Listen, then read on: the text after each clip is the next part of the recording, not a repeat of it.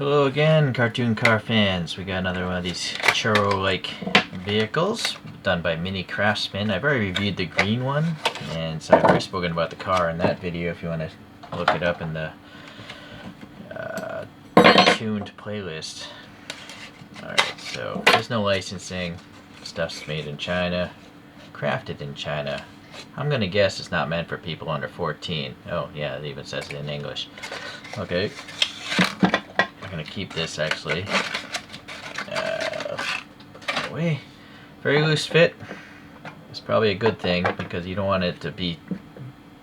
Oh, you don't want this, right? And then it falls to the ground. So you got this elaborate acrylic base. I think it's unnecessary. It's just more plastic stuff that I'm buying. Be perfectly happy with the cheap molded one. Then we have a nice photo etched metal piece here. This is 68 of. There's around 300 of this silver and black version. Okay, so let's start on this side here. Start the front wheel. Very, very thin spokes, very crisply done. I think it's a 3D printed wheel. I think I can see some step lines. You can see the RS is printed in the middle, and they're actually horizontal. So that's interesting. That probably, but the spokes are not, aligned the same way. So I almost feel like they put the car together first before they even print it on. Or maybe these are decals. Possibly those are decals? I don't know. Strange. But in a good way. They look nice. The brake rotors back in there, I think, are photo etched pieces. You can see the cross drilling etched away. But then there's a yellow hat and a three-dimensional brake caliper. You can see the thing. It has treads, but they don't look like knobby truck tires, and that's something that realistic brands don't get right. I don't understand it. So you can clearly have treads on a tire, but from the side they look like a normal street tire, right? So some brands, they just got to get their act together. This is quite interesting. The GT3 RS on this one is a lot smaller than the green version. The green one, it's all the way across because I think there's like a black stripe there as well, but this is just a small decal. Alright, the silver paint here seems okay. It definitely looks silver. Decal of the carbon fiber and the vent there. I think this is a photo etched piece with some clear resin on it. The tires are ballooning out, looks good. Seems to have a separate mirror with a very reflective sticker in there. And then we have the super thin, like, packaging kind of plastic. You can see right through, watch television through them if you want. And then on top of that window, we have a photo etched black piece, painted black. But you can actually see the etching of the door cut, which is really neat. And hopefully this metal stuff will keep the window from popping loose. But we don't know for sure until later. Separate black color. I don't know if it's a separate piece. Might be because of the paint separation so good. The rear wheel looks just as good as the front. Oh boy, that one's really squished into the body. The front tire is also very squished to the base, not the back though. I'm a little curious. Nope, wrong screw bit. I'm gonna unscrew this a little and just see. Alright, just don't want it super tight. Alright, the flat spot's still there, but maybe it'll pop back a little bit. Unlikely. Alright, so all in all, the side looks pretty nice. The door handle there. I don't know if the door handle is supposed to be lower than that. Higher than that? It looks awfully low, right? This is a sports car. You would think the door handle would be higher, but I don't know right now. Going to the front, we have these photo etched grill pieces. There's air behind the grills. There's just no other detail that I can tell, at least based on the other one. But you know what? Why not? We got a flashlight.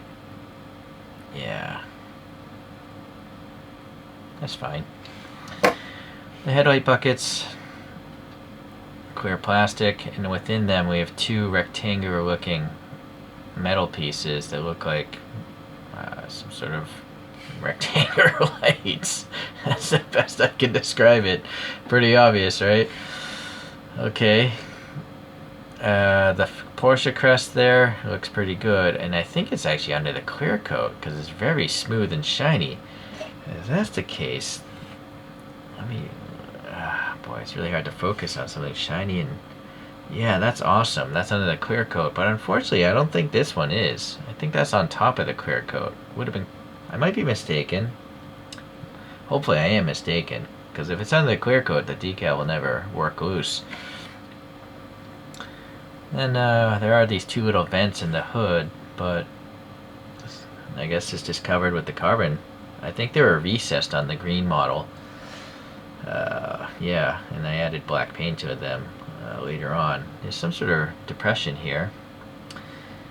Alright, they're going to this side here. Hopefully there's no defects. The wheel, the RSs are horizontal again. The brakes look good. That decal looks good. So that's all fantastic. This brand has good quality control. Granted, it's only the second one I have, and they're probably all made at the same time. What's nice is even in these tiny narrow vents, you have a black color separation. It might be a separate piece.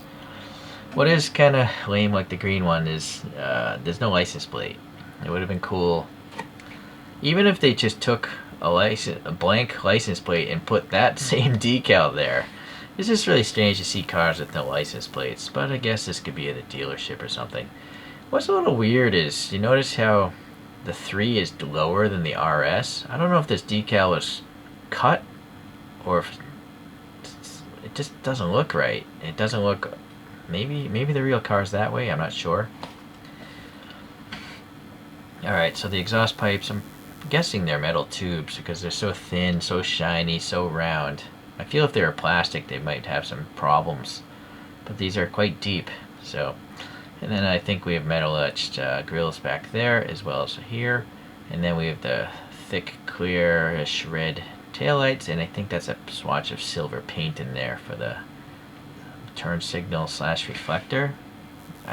Backup lights? I don't know what that slit is on the real car. The wing struts are photo etched pieces, very thin, painted black. You can see this carbon fiber effect on the bottom of the wing. So I think that's probably a decal, and it's all under the clear coat. Wow, this is, yeah, see, even the Porsche on this wing, it's under the clear coat. See, it vanishes in the reflection. I don't know if that was the case with the green one. Some sort of venting or something in a matte black here. Then we have the silver roll cage back there, and this carbon, I assume, decal under the clear coat again on the roof. Looks nice. And same sort of interior as the last one. We have probably a decal in the center console.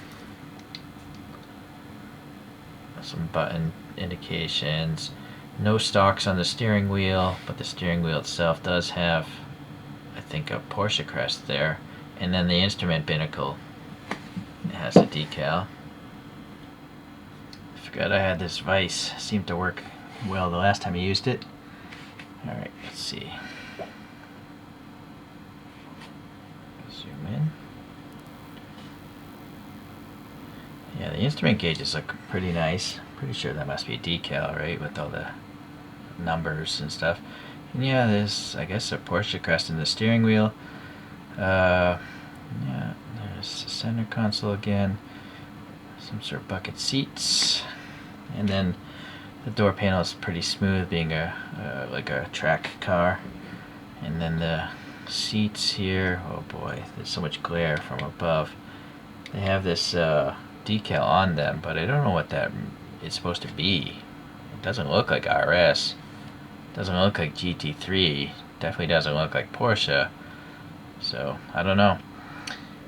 And just like the last one, I don't know why the seats are so narrow. Like, why are they're so narrow that there's this giant air gap between the seats. It's really strange, right? There's no way. It's not a Humvee. There's just no way those seats would be that far apart on the real car. But, you know, it's a cartoon car, so I guess they can get away with it. Yeah, this thing's really shiny. My phone is having a hard time with it. Okay, well, here's the green one, and yeah, the Porsche on this wing is outside of the clear coat. So this silver one's definitely a little bit better as far as longevity is concerned. But you know, the green one, you can see the vents.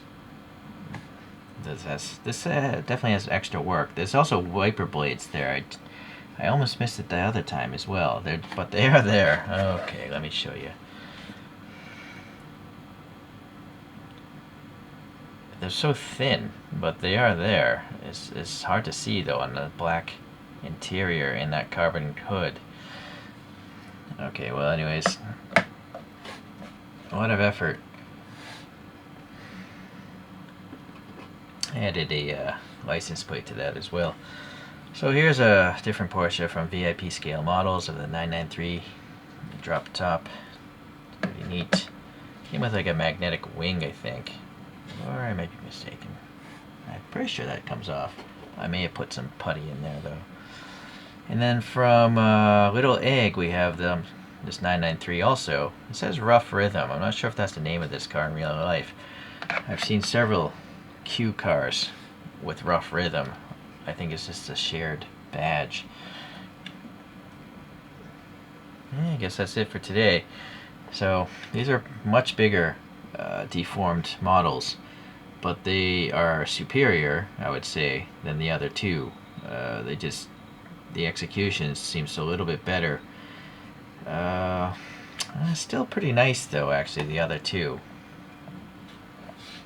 This one has a tow hook, and actually this one has a better Porsche crest. Of course, it's really difficult to see. Yeah, see? Okay.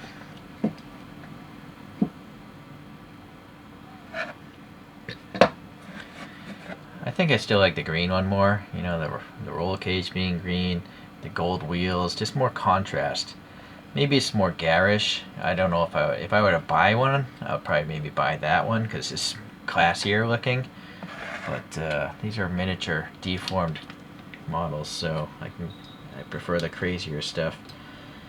Anyways, boy, I hope this brand makes other models, because if they can keep this kind of quality control up, these are fantastic. I mean, this is on par or better than the realistic looking resin models, in my opinion.